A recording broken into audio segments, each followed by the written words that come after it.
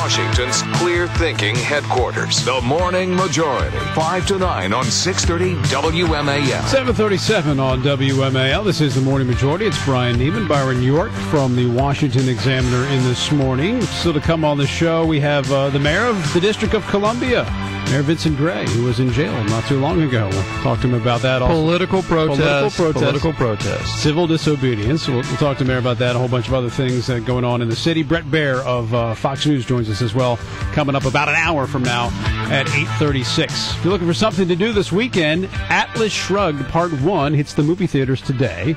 Just happens to be tax day. A movie based on the book written by Ayn Rand in 1957. Harmon Kaslow joins us now, producer of the movie. Good morning, Harmon. How are you? Oh, we're doing great. How are you guys? Are you excited about this movie? How did it all come about? Because I know that this had been in the works since the 90s. How did it finally get going today? Yeah, no, we're really excited. I mean, this is a very big day for a huge number of fans that have been waiting for the movie. John Aglioloro, a very successful businessman, the other producer of the movie, he acquired these rights about 18 years ago. Right. At that point in time, a survey had just come out, acknowledging that this book was the second most influential book behind the Bible. So, he had, expectations that a Hollywood studio would want to produce this movie.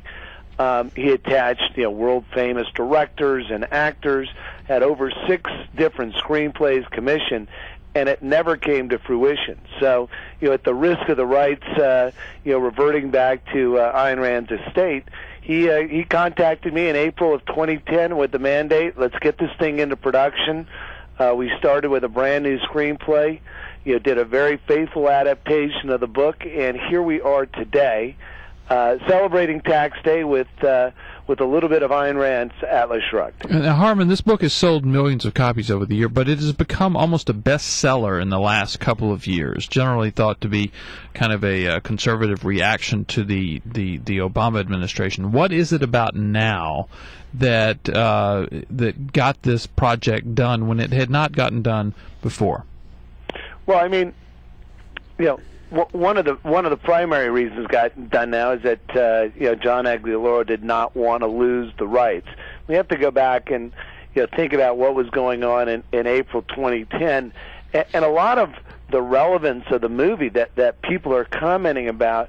I mean, these are things that were just taken right out of the book, and it's just by sheer coincidence that they started to occur, as the movie is nearing its distribution. So, this is a movie, well, the underlying message of the book just fits so squarely, for example, with the Tea Party, where, people, are interested in limited government and, personal liberty. And so, these people have been trying to embrace something so that they can, move the country back to, where the founding fathers really had in mind when they wrote the Constitution. Do you think you had a tough time getting it to the movie theaters because of its ideology, because it was a libertarian-based ideology? Is that why you think maybe the movie studios, the big ones, kind of balked at it? Yeah, I mean, my feeling is that they didn't really think that there would be money off of it. Commercial support for the movie. They're capitalists too. I mean, obviously they have a message. And it took a little bit of work on our part, and it wasn't until we received an enormous community level of support before the theaters started to freeze up a little, thaw out a little bit, and give us some access. All right, the book was written in the 50s, and it's a long book, and it's difficult to read. How difficult was it for you to take what's on the pages and turn it into something that actually works on the big screen? Well, you're right. The book is about 1,100 pages. First up, we didn't think we could even do the entire book into one movie, so we divided it into the same 3 parts as the book. And part 1, fortunately, sets an excellent context and setting for the characters and stories, so that people not familiar with the book or the slogan "Who's John Galt" can have an inspiring and entertaining experience.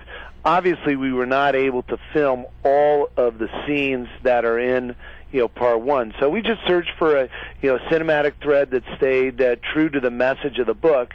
And that's what I think that we've gotten. I mean, we've showed it to a number of hardcore Randians and others, and they've given us a thumbs up that we've done a great job. And who is it that you want to really appreciate this? I noticed we've had a couple of reviews out so far.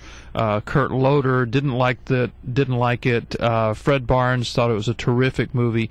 Are you aiming at like political columnists and people who are deeply interested in politics to talk about this movie, or more in the entertainment industry? Well, first off, I mean, for John and I, it was all about just sort of capturing the message of the book into the film. And I saw Kurt's, review, and obviously, it stings a little bit that he didn't love the movie. But, what he didn't do and didn't say was whether or not we captured the message. I mean, he criticized us for things beyond that. And I think for people who have read the book and who are passionate about the philosophies, for them is whether or not we captured the message. Should we love life? Shouldn't sacrifice our values? Should respect the rights of the individual against government socialization? And we thought if we captured that message, we would definitely get that core audience. When people have seen the film, I mean, this film is really about a woman, and she's the hero. And you don't see very many films like that. And she really becomes quite an impressive role model for women. I mean, here's someone, she's smart, attractive, courageous, working against bureaucrats, lazy businessmen, getting things done, showing a level of tenacity that's really needed to be productive and successful. And we think that message would inspire everyone, as it shows how hard work, rational self-interest can be guides to greater personal happiness. Do you have the green light to do parts 2 and part 3 as well? Well, that'll come out of, that's a decision for John to make. Right. Those are his rights. If we have any sort of commercial success, we'll be well on our way. All right. Well, we wish you the best of luck. Thanks very much for coming on the show. We appreciate it. Hits the movie theaters tonight. Yeah, Brian, thank you very much. AtlasShruggedPart1.com if your listeners want any more information. Appreciate it. Harmon Kaslow and producers of the film Atlas Shrugged Part 1, which is in D.C. You can check it out today.